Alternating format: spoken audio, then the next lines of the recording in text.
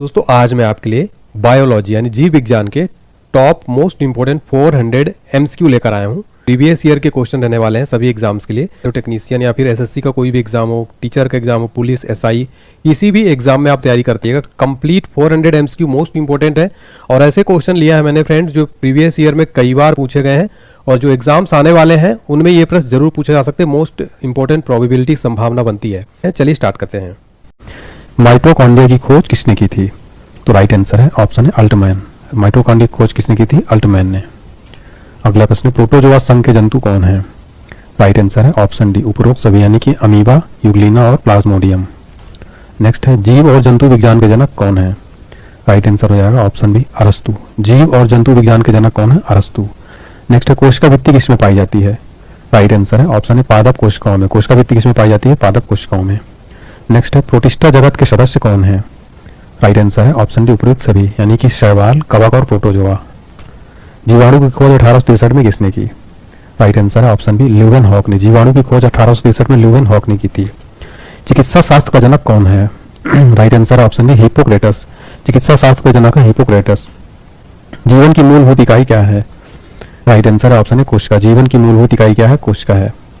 संसार का सबसे बड़ा सूक्ष्म जीव कौन सा है? राइट आंसर है संसार का सबसे सूक्ष्म जीव है विषाणु यानी वायरस। संसार का सबसे सूक्ष्म जीव है। यूकेरियोटिक सेल में प्लाज्मा झिल्ली किसकी बनी होती है? राइट आंसर है ऑप्शन सी फॉस्फोफोलियो प्रोटीन का। नेक्स्ट है, कोशिका झिल्ली किससे बनी होती है? राइट आंसर है ऑप्शन डी प्रोटीन और लिपिड से कोशिका झिल्ली बनी होती है। सेलुलोज भित्ति किसके सेलों में पाई जाती है? राइट आंसर ऑप्शन डी पौधे। सेलुलोज भित्ति पौधे के सेलों में पाई जाती है। वनस्पति विज्ञान के जनक कौन है? Right answer option C Theophrastus. वनस्पति विज्ञान के जनक है थियोफ्रेस्टस। कोशिका का श्वसन केंद्र है? आंसर हो जाएगा ऑप्शन है माइटोकॉन्ड्रिया। कोशिका का श्वसन केंद्र माइटोकॉन्ड्रिया। कोशिका का अध्ययन क्या कहलाता है? राइट आंसर ऑप्शन है साइटोलॉजी। कोशिका का अध्ययन क्या कहलाता है? साइटोलॉजी। जैव विकास को सर्वप्रथम किसने समझाया? राइट आंसर है ऑप्शन बी लैमार्क ने जैव विकास को सर्वप्रथम समझाया था। जीवधारियों के वर्गीकरण का अध्ययन क्या कहलाता है? राइट आंसर है ऑप्शन सी टैक्सोनॉमी। जीवधारियों के वर्गीकरण का अध्ययन टैक्सोनॉमी कहलाता है। जीव विज्ञान शब्द का सर्वप्रथम प्रयोग किसने किया? Right answer option B Lamarck तथा ट्रेवी रेनस ने जीव विज्ञान शब्द का सर्वप्रथम प्रयोग किया। कौन सा जीव मोनेरा जगत में शामिल नहीं है? राइट आंसर है ऑप्शन बी कवक। कवक जो है मोनेरा जगत में शामिल नहीं है। अगला क्वेश्चन है, विषाणु जनित किस जगत में शामिल किए जाते हैं? तो विषाणु जो है इनमें से कोई नहीं, इसका राइट आंसर होगा। 5 जगत वर्गीकरण प्रणाली प्रस्तुत करने वाले वैज्ञानिक कौन थे? राइट आंसर है ऑप्शन डी हिकेटर। केटर जो है 5 जगत प्रणाली प्रस्तुत करने वाले वैज्ञानिक थे। कोशिका का ऊर्जा घर कहलाता है? आंसर है ऑप्शन डी माइटोकॉन्ड्रिया को कोशिका का ऊर्जा घर कहा जाता है। किस वैज्ञानिक ने जीव द्रव्य को जीवन का भौतिक आधार कहा है? Right answer option B Huxley. Huxley वैज्ञानिक ने जीवन का भौतिक आधार किसको कहा? जीव द्रव्य को। कोशिका सिद्धांत को किसने प्रतिपादित किया? राइट आंसर ऑप्शन है स्लाइडन एवं श्वान ने कोशिका सिद्धांत को प्रतिपादित किया। मानव शरीर में पाई जाने वाली सबसे छोटी कोशिका है? आंसर ऑप्शन बी शुक्राणु। शुक्राणु जो है मानव शरीर में पाई जाने वाली सबसे छोटी कोशिका है। अगला प्रश्न है, शरीर में पाई जाने वाली सबसे बड़ी कोशिका है? राइट आंसर ऑप्शन है अंडाणु। शरीर में पाई जाने वाली सबसे बड़ी कोशिका है अंडाणु। विषाणु क्या है? राइट आंसर है ऑप्शन बी अकोशिकीय। अकोशिकीय। विषाणु क्या है? अकोशिकीय। कोशिका के केंद्रक का विभाजन कहलाता है? राइट आंसर ऑप्शन है कैरियोकाइनेसिस। कोशिका के केंद्रक का विभाजन क्या कहलाता है? कैरियोकाइनेसिस। कोशिका के अंदर कौन सा अंग प्रोकैरियोटिक कोशिका की तरह व्यवहार करता है? राइट आंसर है ऑप्शन है माइटोकॉन्ड्रिया। कोशिका के अंदर माइटोकॉन्ड्रिया जो है प्रोकैरियोटिक कोशिका की तरह व्यवहार करता है। एटीपी का निर्माण होता है? Right answer option B mitochondria में। एटीपी का निर्माण कहाँ होता है? माइटोकॉन्ड्रिक में।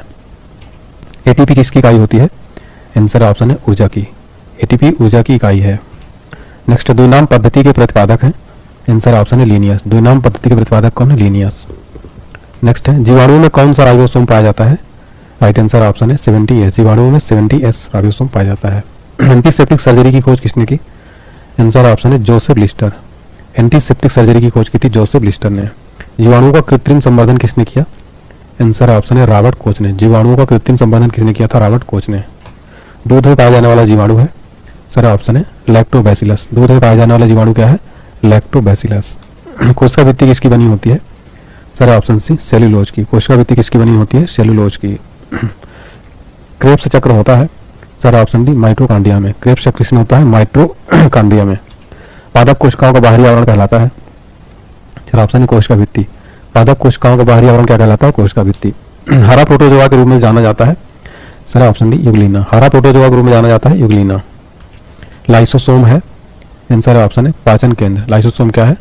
पाचन केंद्र है। गुणसूत्र की संख्या सबसे कम किसमें होती है?